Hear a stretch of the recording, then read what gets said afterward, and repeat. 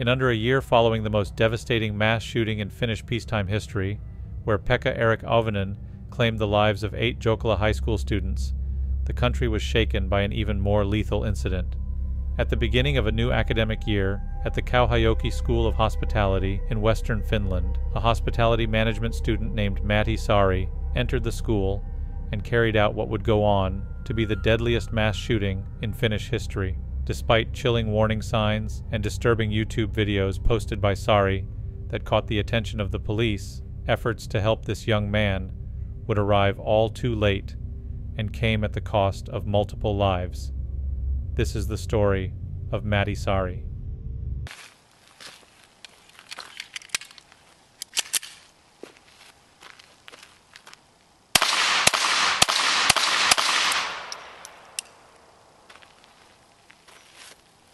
Goodbye. Matti Saari was born on May 20th, 1986, in the North Ostrobothnia region of Finland. As a toddler, Saari experienced health issues, with slow growth and frequent bouts of illness characterizing his childhood.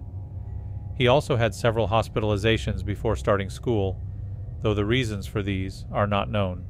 His parents separated when he was just a year old, and he had an older brother who suffered from a congenital illness and died when Saari was 17 years old. Saari's mental health records began at the age of 13, as he exhibited indications of avoidant personality disorder and potentially schizotypal personality disorder. He became a victim of bullying during his school days as he battled with anxiety, panic attacks, and depression. He was known for his shy and sensitive nature, though according to some former classmates, he managed to get along well with people and had a small friend group. However, Saari did later form a pattern of violent behavior. In July 2006, he joined the Finnish army, but faced difficulties finding acceptance among his peers. Fellow soldiers described him as strange and quiet, which led to instances of teasing and bullying. Saari's actions while in the army included inappropriate behavior, such as pushing another soldier while armed.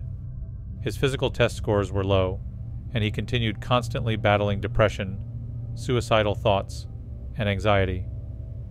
His military service ended just over a month later, when he was expelled for disobeying orders and discharging his weapon during a woodland exercise. Following this, he became involved in minor theft and adopted a habit of excessive drinking, leading to his arrest for driving under the influence. Simultaneously, he developed an interest in well-known cases of gun violence, specifically expressing admiration for the Columbine shooting and Pekka-Eric Auvinen, the perpetrator of the Jokela shooting that occurred the year before. He even went as far as to travel to Jokela to take photos of the school where Auvinen committed his rampage.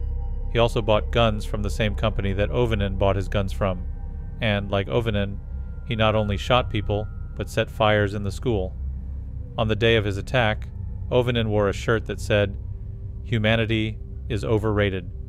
Several days before his attack, Saari got drunk and said to people, "Humanity is overrated." On one occasion, while intoxicated, at a restaurant party, he talked about school shootings with women.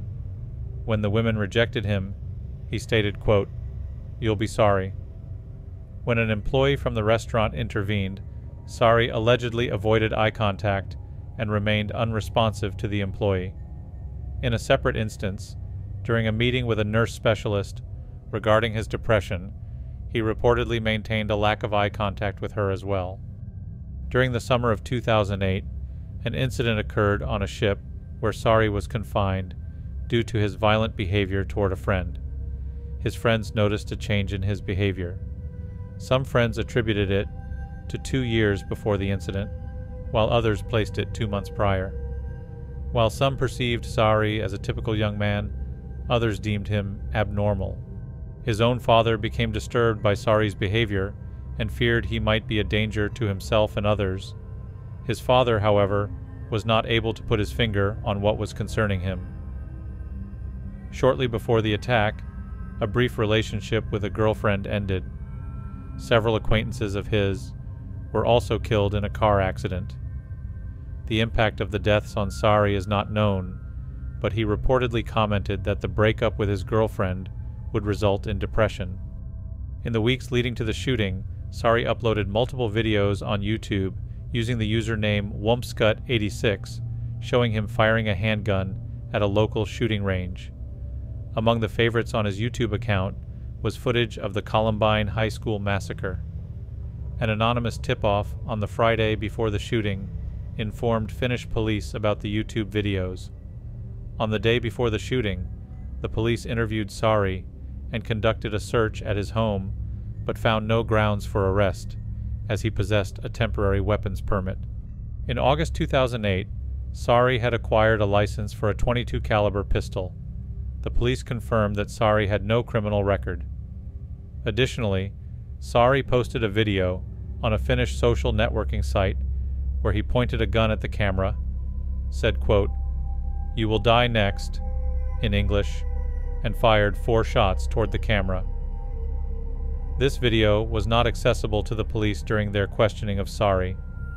A police spokesperson later stated that they would have detained Saari if they had been aware of this video at the time of the questioning. On September 23, 2008, Saari entered the Kauhayoki School of Hospitality via the basement around 10 a.m. Approximately 200 people were inside the college at the time. He headed to his dorm, where he left written messages detailing his deep-seated hatred toward the human race, and revealed that he had been plotting the shooting for years. Following this, he moved toward a classroom, decked out in all-black clothing, including a black leather coat and ski mask, and was carrying a large bag. He was armed with his Walther P22 semi-automatic pistol and homemade Molotov cocktails. At 10:40 a.m., Saari entered the classroom where a business studies exam was taking place and began shooting indiscriminately at the students inside. Saari had approached his victims individually before executing them, acting calm yet very aggressively. As some students attempted to hide underneath their desks, he ducked and shot them too. Students from an adjacent classroom responded to the noise, thinking it was coming from a toy gun, but they quickly discovered Saari, who fired shots at them. Fortunately, they escaped by running up nearby stairs. The first emergency call to police was received at 10:46, coinciding with Saari stopping his gunfire to reload.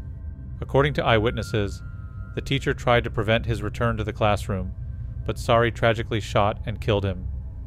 He then covered the classroom in a flammable liquid, believed to be petrol, and set the room on fire. Between 10:45 and 11 a.m., Saari hurried down a corridor and launched a Molotov cocktail into a language laboratory. Following this, he proceeded to shoot out every window along the main corridor of the school, which ran through the entire building. Around 11 a.m., a police van carrying 2 officers arrived. Upon entering the college yard, they came under fire from Saari, forcing them to retreat. Between 11:45 and 12, additional police units, accompanied by several armored vehicles, began to arrive at the scene. Their initial attempt to access the building via the main corridor was halted due to the black smoke coming from within the building. Certain students who had managed to evacuate the buildings encountered an obstacle in the form of a river adjacent to the school.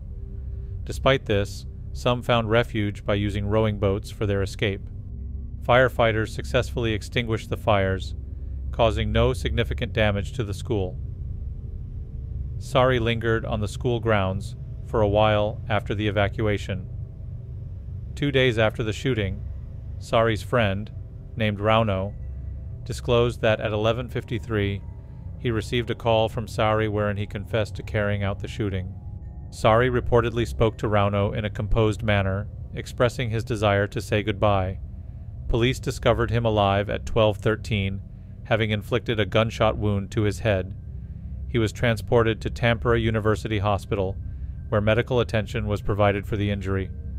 However, he died a short while later, at 4:46 p.m. During the shooting, Saari fired nearly 200 rounds in total. With a total of 10 victims, this incident became the deadliest peacetime attack in Finnish history and the most lethal assault on a school campus since April 2007, when Sung-Hoi Cho claimed the lives of 32 people in the Virginia Tech shooting.